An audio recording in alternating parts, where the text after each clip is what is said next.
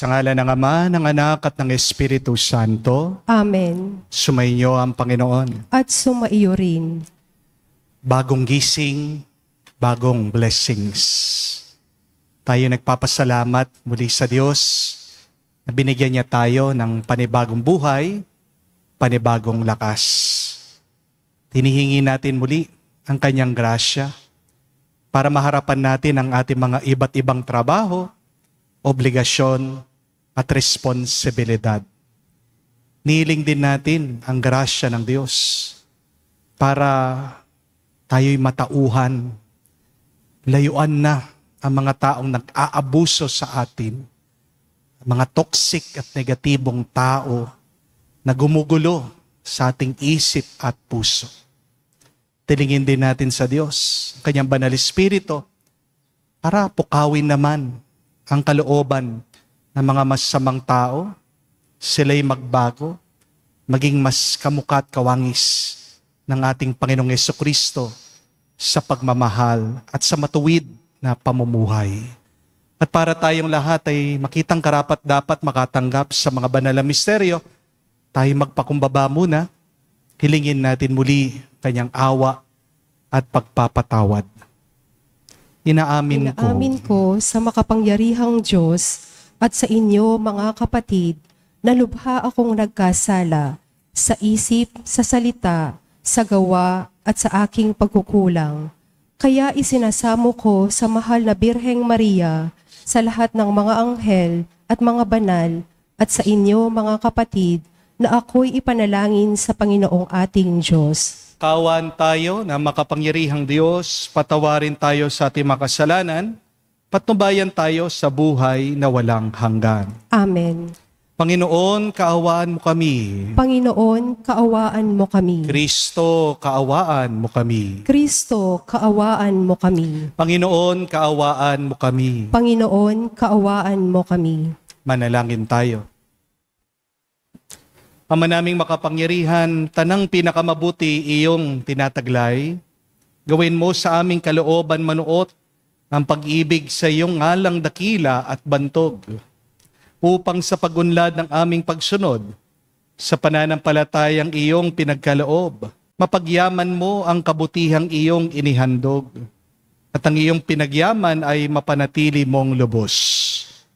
Sa iyong pagsubaybay sa amin at pagkupkop, sa pamagitan ni Jesucristo, kasama ng Espiritu Santo, magpa sa walang hanggan. Amen.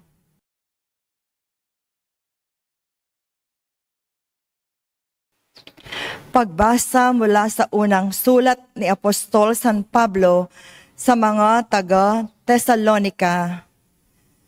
Mga kapatid, ibig naming malaman ninyo ang katotohanan tungkol sa mga namatay na, nang hindi kayo magdalamhati, tulad ng mga taong walang pag-asa. Naniniwala tayong si Jesus ay namatay at muling nabuhay. Kaya naman, naniniwala tayong bubuhayin din ng Diyos ang lahat ng namatay na nananalig kay Jesus upang isama sa Kanya. Ito ang aral ng Panginoon na sinasabi namin sa inyo. Pagparito ng Panginoon, tayong mga buhay ay hindi mauuna sa mga namatay na. Sa araw na iyon, kasabay ng malakas na utos ng tinig ng arkanghel at ng tunog ng trumpeta ng Diyos, bababa ang Panginoon mula sa langit. Bubuhayin muna ang mga namatay na nananalig kay Kristo. Pagkatapos, tayong mga buhay pa ay titipunin niya sa ulap at isasama sa mga binuhay upang salubungin sa papawirin ang Panginoon. Sa gayoy, makakapiling niya tayo magpakailanman. Kaya nga, mag-aliwan kayo sa pamamagitan ng mga aral na ito. Ang salita ng Diyos. Salamat sa Diyos. Panginooy paririto upang hatulan niya tayo.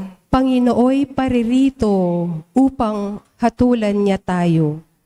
Purihin ng Panginoon, awitan ng bagong awit. Panginooy papurihan itong lahat sa daigdig. Kahit sa ay ipahayag na ang poon ay dakila, sa madla ay ipahayag ang dakila niyang gawa. Panginooy paririto upang hatulan niya tayo. Ang poon ay tunay na dakila, marapat na papurihan. Higit sa sinumang Diyos, siya'y dapat katakutan. Ang Diyos ng sanlibutan pawang mga Diyos-Diyosan. Ang poon lang ang may likha ng buong sangkalangitan. Panginooy paririto upang hatulan niya tayo. Lupa't langit ay magsaya, umugong ang kalaliman. Lahat kayo na nilikhang nasa tubig ay magdiwang. Ang bukirin at ang lahat ng naroon ay sumigaw. Pati mga punong kahoy sa galak ay mag-awitan. Panginooy paririto upang hatulan niya tayo. Ang poon ay pupurihin, pagkat siya ay daratal. Paririto sa daigdig, upang lahat ay hatulan. Tapat siya kung humatol, at lahat ay pantay-pantay. Panginooy paririto upang hatulan niya tayo.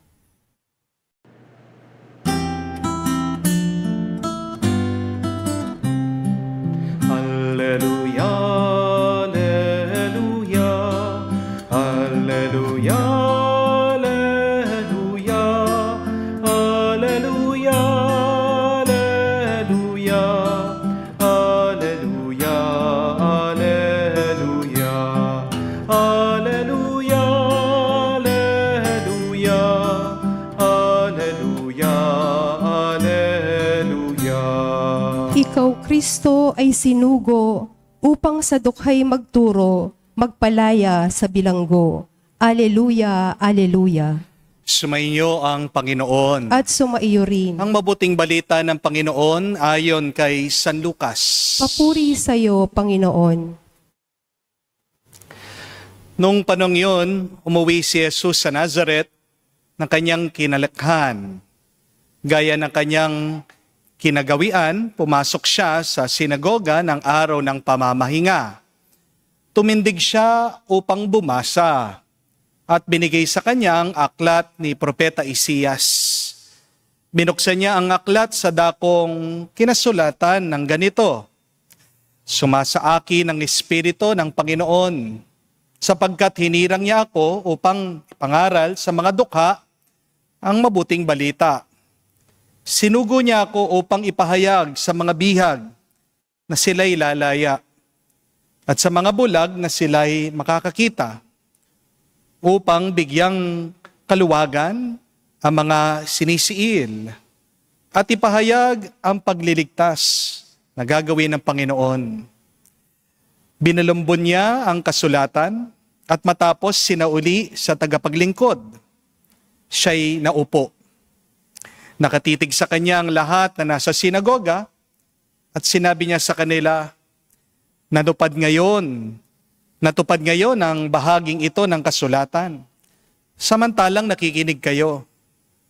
Pinuri siya ng lahat at namangha sa kanyang napakahusay na pananalita. Hindi ba ito ang anak ni Jose? Tanong nila. Kaya't sinabi ni Jesus, walang pagsalang babanggitin ninyo sa akin ang kawikaan nito. Doktor, gamutin mo ang iyong sarili. Sasabihin din ninyo sa akin, gawin mo naman sa iyong sariling bayan ang nabalitaan naming ginawa mo sa Capernaum. At nagpatuloy ng pagsasalita si Jesus. Tandaan ninyo, walang propetang kinikilala sa kanyang sariling bayan.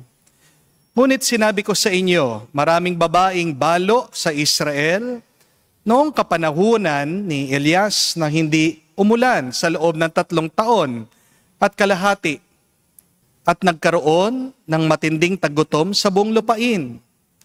Subalit, hindi sa kanino man sa kanila pinapunta si Elias, kundi sa isang babaeng balo ng Sarepta, sa lupain ng Sidon.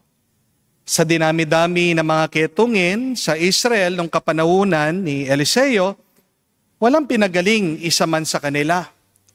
Si Naaman pa na taga-Syria ang pinagaling.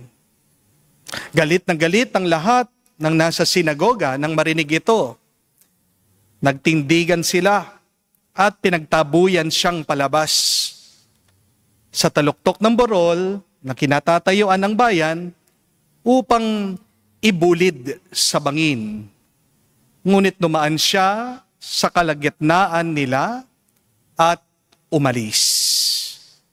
Mga kapatid, ang mabuting balita ng ating Panginoon. Pinupuri ka namin, Panginoong Hesukristo. Magandang araw po muli sa inyong lahat.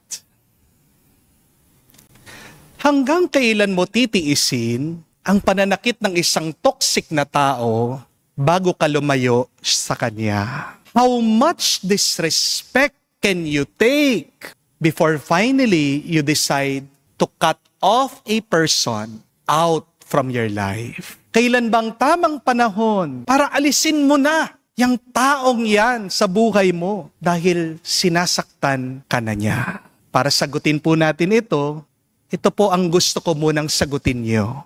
Mamamatay po ba kayo kapag uminom kayo ng lason? Yes or no? Yes. Di po ba? Kung kakaunti lang yung lason na iniinom mo, kinakain mo, mamamatay ka ba? Yes or no? Yes. Tingnan nyo na po. Marami, kakaunti, kapag lason yan, makakamatay sa'yo. Di po ba? At ganyan din po pagdating sa toxic at negatibong tao. Hindi ibig sabihin na titiis mo siya, natatanggapin mo na lang siya. Amen? We should remember and understand that. It is not because you can tolerate it, you will just accept it. Hindi dahil natitiis mo ang ugali ng isang tao na dapat okay ka na dapat tanggapin mo na lang siya. Amen? Do not stay where you can tolerate, but go where you can celebrate. Amen? Tandaan niyo po, mga toxic na tao ay lason sa buhay mo. Kapag negatibo ang isang tao, kailangan lumayo-layo ka dito. Kung hindi makahawa ka sa kanya, at lalo ka lang niyang masasaktan. Kung hindi, mapapatay ka niya. O baka mapapatay mo ang iyong sarili sa sakit ng loob mo sa kanya. Amen? Tignan niyo po ang ginawa ng ating Panginoong Hesukristo sa Ebanghelyo. Umalis siya, tinalikuran niya yung mga tao na gustong patayin siya. Oo, turo ng Diyos. Mahalin mo ang kaaway mo. Pagdasal mo ang nakasakit sa iyo. Pero hindi sinabi ni Jesus, manatili kayo dyan sa mga taong gustong pumatay sa inyo. Wala tayong mababasang ganyan sa turo ng ating Panginoon. Kung may panganib na sa buhay mo, panahon na, lumayo ka na. Hindi po pagmamahal ang nagpapaabuso. Amen? Hindi kabaitan ang tinitiis mo ang kabastusan ng ibang tao. Amen? Yes, you can forgive people from your heart. But after that painful, hurtful experience, learn not to welcome them back to your life. Apology accepted, but access denied. Hindi po totoo yung forgive and forget. Ang tamang aral dapat, forgive and learn. Kayo nga po, forgive and learn. Kapag kasi puro ka na lang forgive and forget, kawawa ka, gagamitin ka, aabusuhin ka. Amen? Mga kaibigan, huwag naman po kayong maging biktima ng mga masasamang ugali ng ibang tao. Kung meron kang toxic na katrabaho, dyan sa inyong opisina, kung meron kang toxic na boss, minumura ka, hindi ka na nga pinagbre-break, pinapakain, yung overtime mo hindi pa binibigay, maghanap ka na ng ibang trabaho. Tandaan niyo po, walang katumbas na pera ang kapayapaan mo. Anything that costs you your peace is expensive.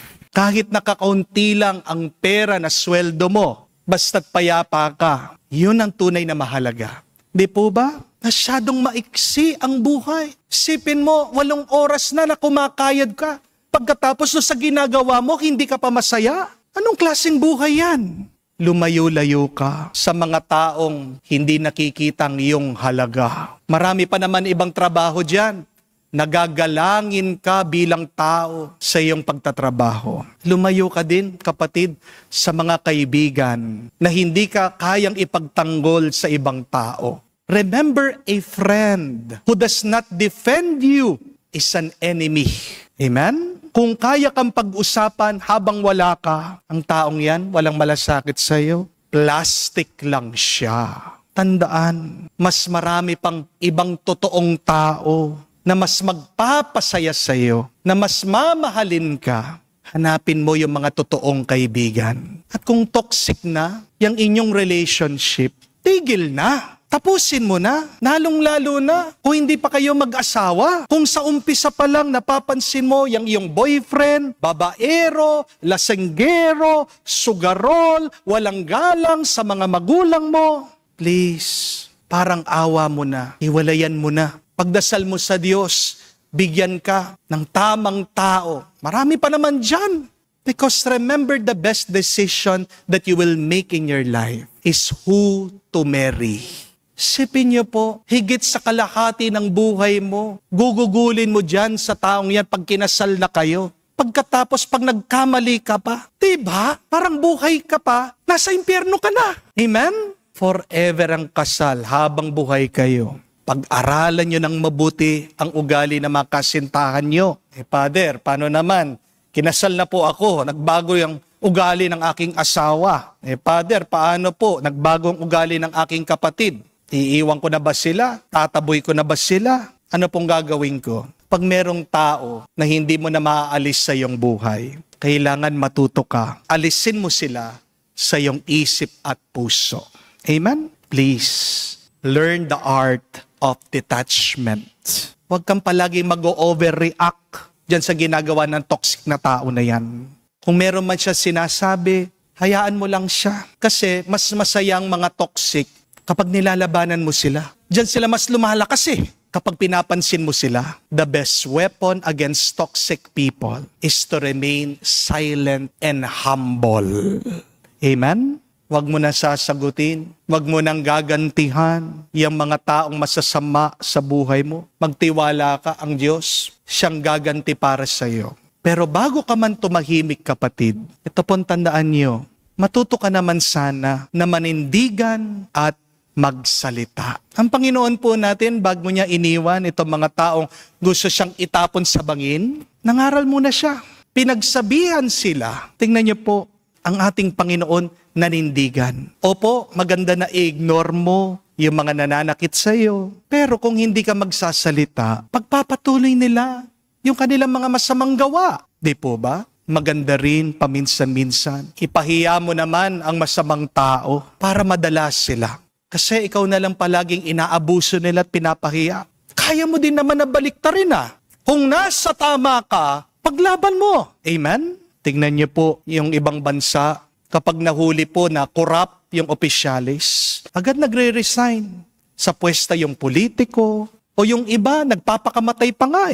Bakit? Sobrang nahihiya sila, natuklasan, may ginagawa silang karumal-dumal, may ginagawa silang kasamaan. Pero nakakalungkot dito sa atin sa Pilipinas, singkakapalan na lang ng muka. Di po ba? Yung mga ibang corrupt, pinagmamalaki pa yung kanilang mga binili na luxury items, binablog pa, nakailan na silang mga pinuntahang bansa. Habang kumusta naman tayo mga simpleng mamayan, lubog na sa kahirapan.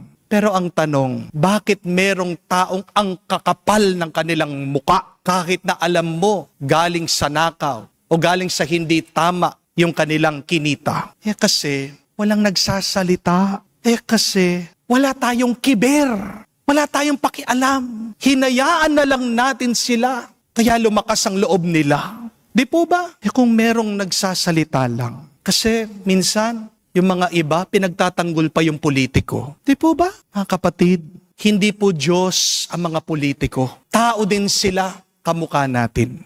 At kung nagiging lason na sila ng ating lipunan, mag-isip-isip kayo. Please, maging matalino naman sana kayo. Palitan ang kailangan palitan. Alisin ang kailangang alisin. Managot ang dapat managot.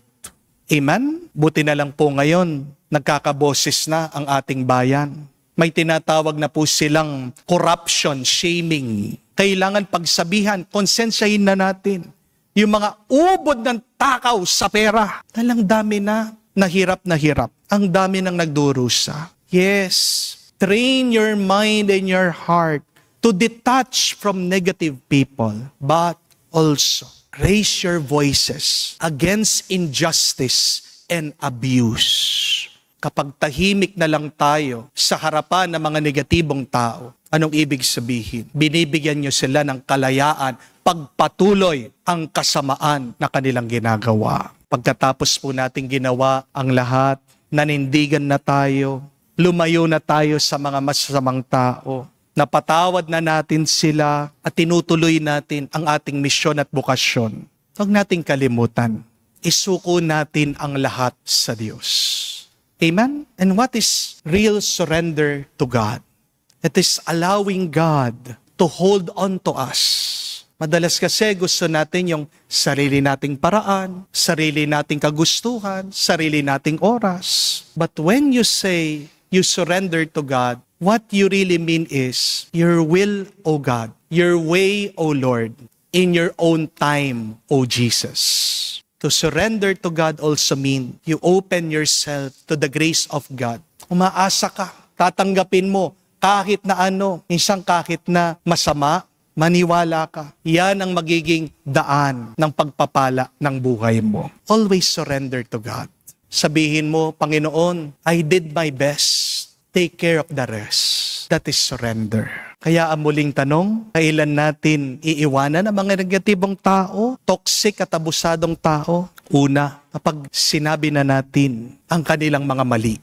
Pangalawa, pagkatapos na nating manindigan at pinaglaban ang tama. At pangatlo, pagkatapos na nating silang patawarin at pinagdasal sa Diyos.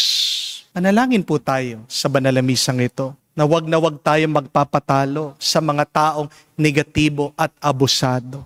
Ang dami na niyan. Kulang na mga mabubuti, mga nagtsatsaga, na mga matutuwid na tao ngayon. Wag kang magpapahawa sa mga toxic na tao. Wag mo sasabihin, kung ganyan sila kasama, magpapakasama na rin ako. Wag, dahil tandaan mo, may nakalaan na bunga, consequence, parusa para sa mga taong baluktot ang kanilang pamumuhay. Continue doing the good that God wants you to do. Matuto kang manindigan at lumaban para sa tama. Kita ng Diyos yan at ikaw ay pagpapalain sa iyong katapatan. Palagi tayong manalig at umasa sa Diyos. Huwag kang mag-alala. Araw-araw ka naman niyang binibigyan ng kanyang lakas, ng kanyang grasya. Amen.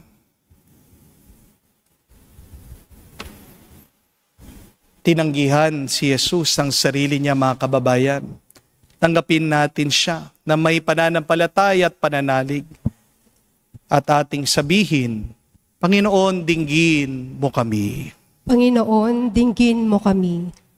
Ang mga pinuno ng simbahan naway ipahayag ng may katapangan at isabuhay ng may paninindigan ang salita ng Diyos. Manalangin tayo sa Panginoon. Panginoon, dinggin mo kami. Sa pamamagitan ni Kristo sa atin, naway mapagtanto ng sandaigdigan ang bukal ng tunay na karunungan. Manalangin tayo sa Panginoon. Panginoon, dinggin mo kami.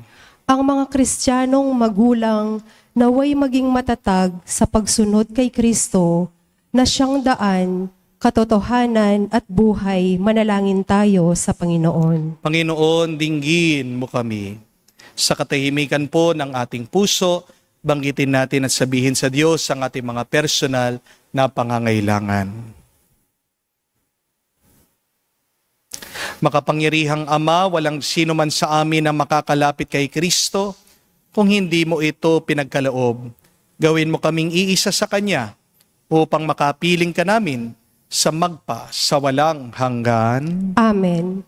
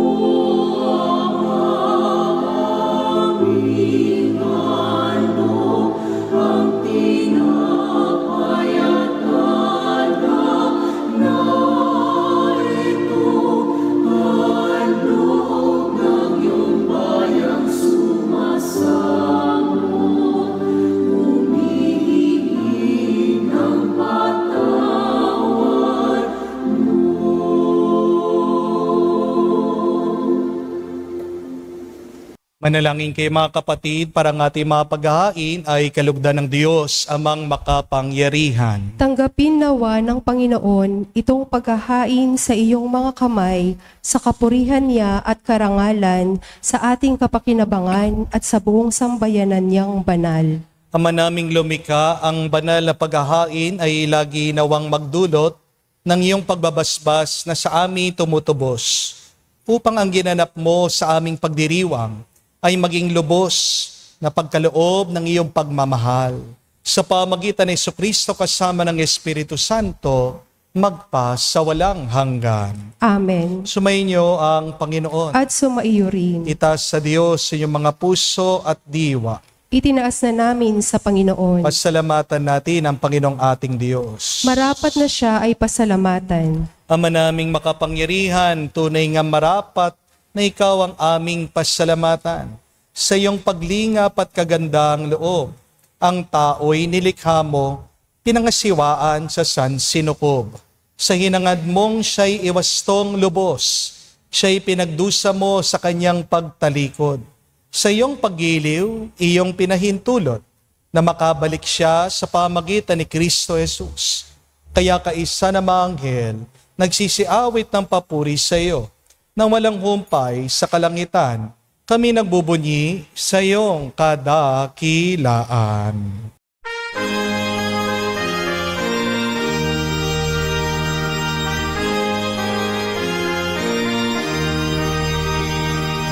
Santo, Santo, Santo, Panginoong Diyos ng mga hukbo, napupuno ang langit at lupa ng kadakilaan mo.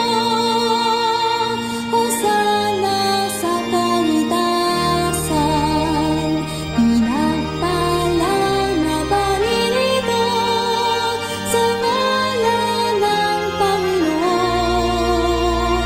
Hosana sa kaitasan, Hosana sa kaitasan. Ama naming banal, ikaw ang bukal ng tanang kabanalan. Kaya't sa pamagitan ng iyong Espiritu, gawin mong banal ang mga kaloob na ito, upang para sa amin, maging katawan at dugo ng aming Panginoong Heso Kristo. Bago niya pinagtiis ang kusang loob na maging handog, hinawakan niya ang tinapay, pinasalamatan kanya. Pinaghati-hati niya iyon, inabot sa kanya malagad at sinabi, Tanggapin ninyong lahat ito at kanin. Ito ang aking katawan na ihahandog para sa inyo.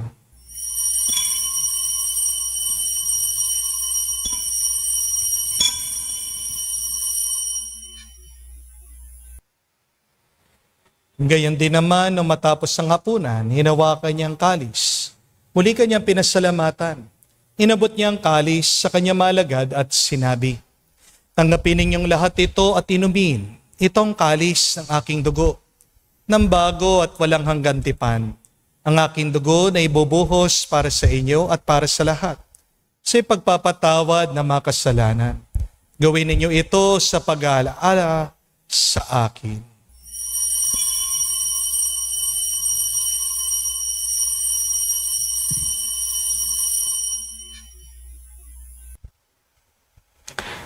Ang misteryo ng pananampalataya.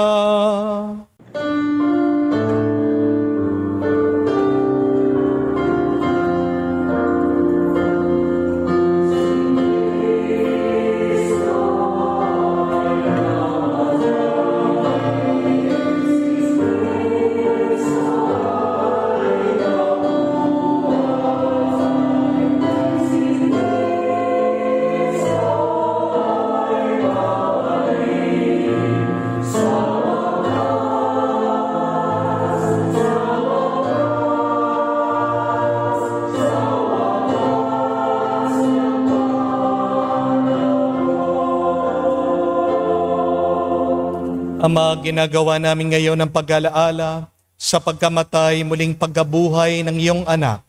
Kaya tinialay namin sa iyo ang tinapay nagbibigay buhay at ang kalis na nagkakaloob ng kaligtasan. Kami nagpapasalamat dahil kami iyong minarapat na tumayo sa harap mo para maglingkod sa iyo. Sinasamo namin kami magsalo-salo sa katawan at dugo ni Kristo ay mabuklod sa pagkakaisa sa pamagitan ng Espiritu Santo. Amalingapin mong iyong simbahan, laganap sa buong daigdig. Puspusin mo kami sa pag-ibig.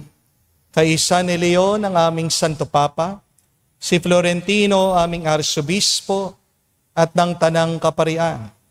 Alalahanin mo rin ang aming mga kapatid na nahimlay may pag-asang sila'y muling mabubuhay.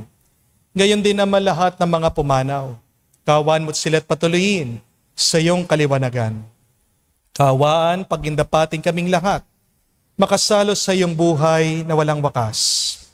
Kaisa na mahal na Birhen Maria, Ina ng Diyos. Kaisa ni San Jose ang kanyang maluwalhating esposo. Kaisa ng mga apostol, lahat ng mga banal, na namuhay dito sa daigdig na kalugod-lugod sa iyo. May pagdiwang nawa namin, pagpupuri sa kararangal mo, sa pamagitan ng iyong anak, aming Panginoong Heso Kristo.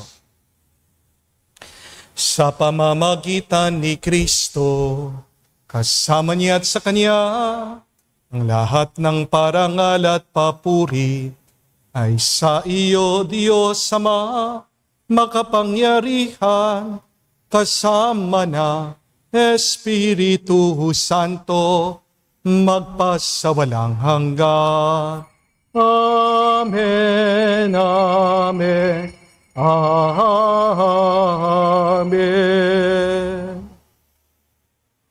Sa nakakagaling na utos sa turo ni Jesus sa Panginoon natin at Diyos, ipahayag natin ng lakas loob.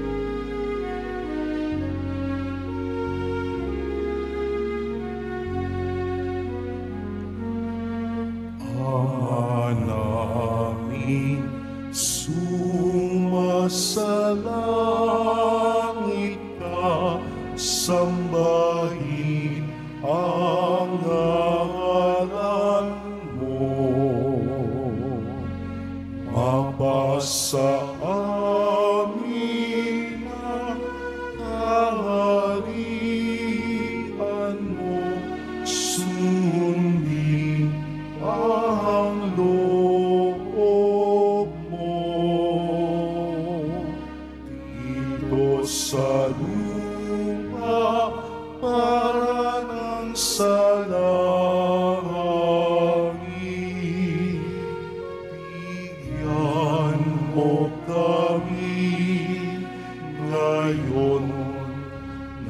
aming kakanin sa araw-araw. At patawarin mo ang aming mga sala para ng pagpapatawad namin sa nagkakasala sa amin.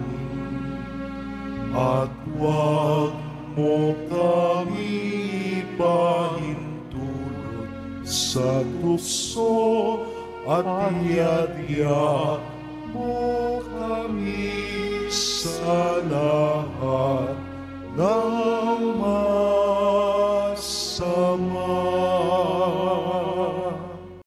Hinihiling namin kami, adya, sa lahat ng masama, pagkalooban ng kapayapaan araw-araw, ligtas sa kasalanan, ilayo sa lahat ng kapamakan, samantalang pinanabikan ang dakilang araw ng pagpapahayag ng tagapagligtas naming si Heso Kristo. Sapagkat iyo ang kaharian at ang kapangyarihan at ang kapurihan magpakailanman. Amen. Panginoong Heso Kristo, sinabi mo sa mga apostol, kapayapaan ang iniiwan ko sa inyo. Ang aking kapayapaan binibigay ko sa inyo. Tungayan mo ang aming pananampalataya at huwag ang aming pagkakasala. Pagkalooban mo kami ng kapayapaan at pagkakaisa ayon sa iyong kalooban, kasama ng Espiritu Santo, magpa sa walang hanggan. Amen. Kapayapaan ng Panginoon ay laging sumainyo. At sumaiyo rin. Magbigayan po tayo ng kapayapaan sa bawat isa. Peace with you po. Kapayapaan po sa inyong lahat.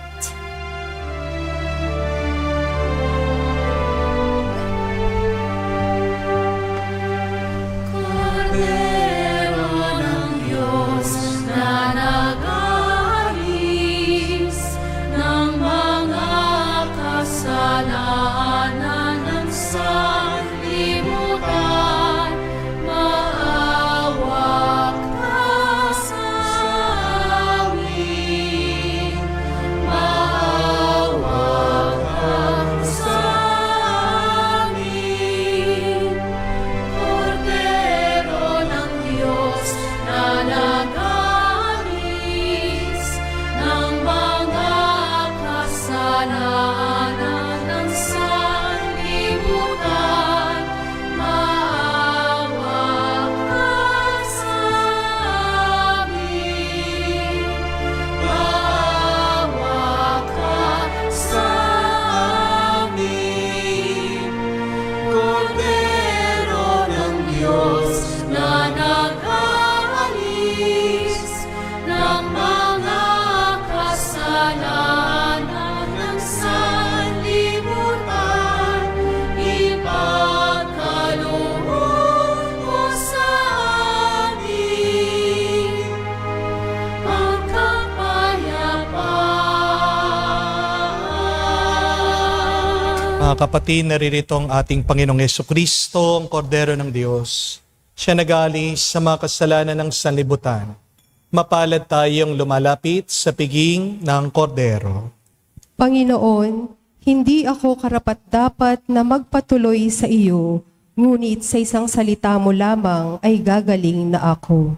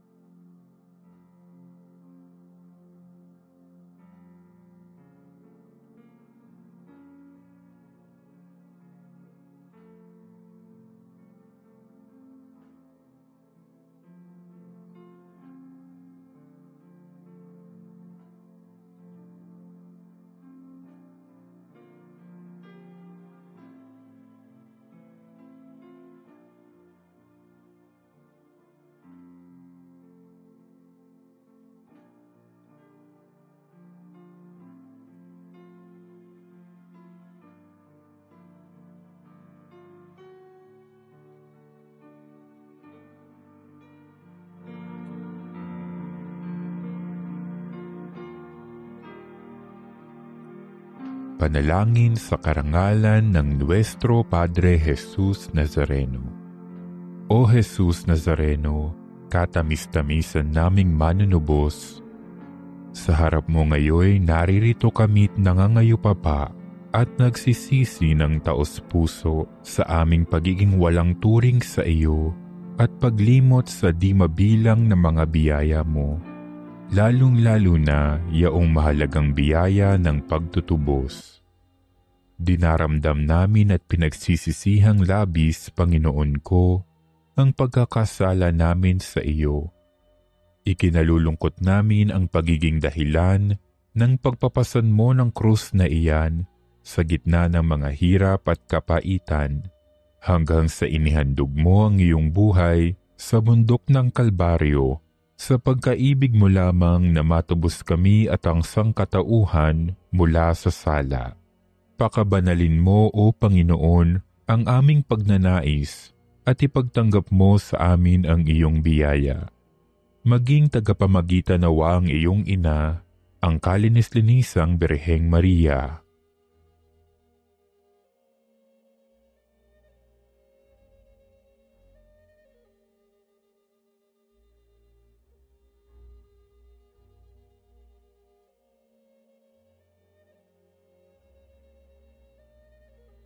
Ama naming makapangyarihan, niloob mong akuin ang iyong anak, ang krus at kamatayan, upang ang sangkatauhan ay matubos at mabuhay. Ang pag-ako namin sa krus at kamatayan dito sa lupa, ayon sa diwa ng pagsunod sa iyong loob, na ginanap ng iyong anak, ay magpagindapat nawa naming kamtin ang lubos na katubusan at pagkabuhay sa iyong piling, sa pamamagitan ni Hesukristo, kasama ng Espiritu Santo, magpasawalang hanggan. Amen. Nuestro Padre Jesus Nazareno, Panginoon namin at Diyos, kaawaan mo kami. Manalangin tayo.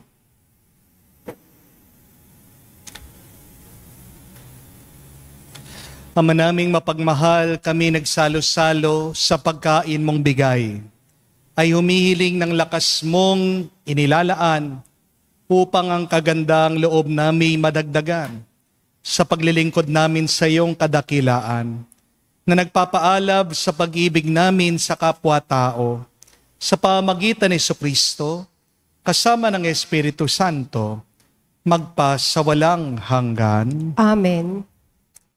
Muli po, paalaala mga kapatid, hindi ibig sabihin kapag natitiis mo, ay dapat tanggapin mo. Do not go where you can tolerate, but go where you can celebrate. Ang lason kahit nakakaunti, pag araw-araw mo naman yan kinakain at tinatanggap, mamamatay ka din. At ganyan din po pagdating sa mga negatibo at toxic na tao. Kaya nga maaaring depressed ka, malungkot ka, magagalitin ka, dahil exposed ka sa mga negatibong tao, palaging depressed din, malungkot at magagalitin. Walang masama sa paglayo sa mga taong nakakasakit at nang aabuso na sa atin. Kaya nga, bigyan mo naman ng break ang iyong sarili. Para po sa ating assignment, mas bigyan mo ng pansin at panahon yung mga taong nagpapasaya sa'yo, mga taong nagbibigay sa'yo ng kapayapaan. And if you have nowhere to go, the church is always open to receive you. Give more time, spend it with the Lord, para maalis yung toxic minsan sa ating katawan. Kailangan kang uminom ng supplements, ng maglilinis sa mga toxic na ingredients sa iyong loob. Please, make it your daily habit to go to Mass. Hayaan mo ang salita ng Diyos, siya magbigay ng kapayapaan sa iyo. Remember, the most expensive thing is that which that costs you your peace. Napakamahal, magastos, kapag nasasakripisyo mo na ang iyong kapayapaan. Paano magkaroon ng kapayapaan? Surrender palagi sa Diyos. Umasa ka palagi sa Panginoon. Sumainyo ang Panginoon. At sumaiyo rin. At kayo'y basbasan ng Diyos makapangyarihan sa lahat, sa ngalan ng Ama, ng Anak, ng Espiritu Santo. Amen. Ang misa'y natapos na, humayo kayo sa kapayapaan ni Kristo. Salamat sa Diyos.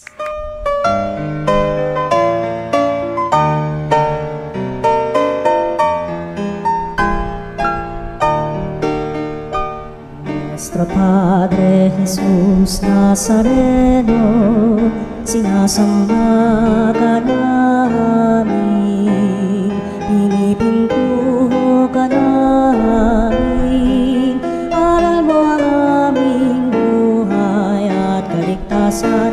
Nuestro Padre Jesus Nazareno, iligtas mo kami sa kamatayan, ang krus mong pinamatayan ay sagisag ng aming kaligtasan. Nuestro Padre Jesus Nazareno, dinarangal ka namin. Nuestro Padre Jesus Nazareno, inulwalhati ka namin. Nuestro Padre Jesus Nazareno,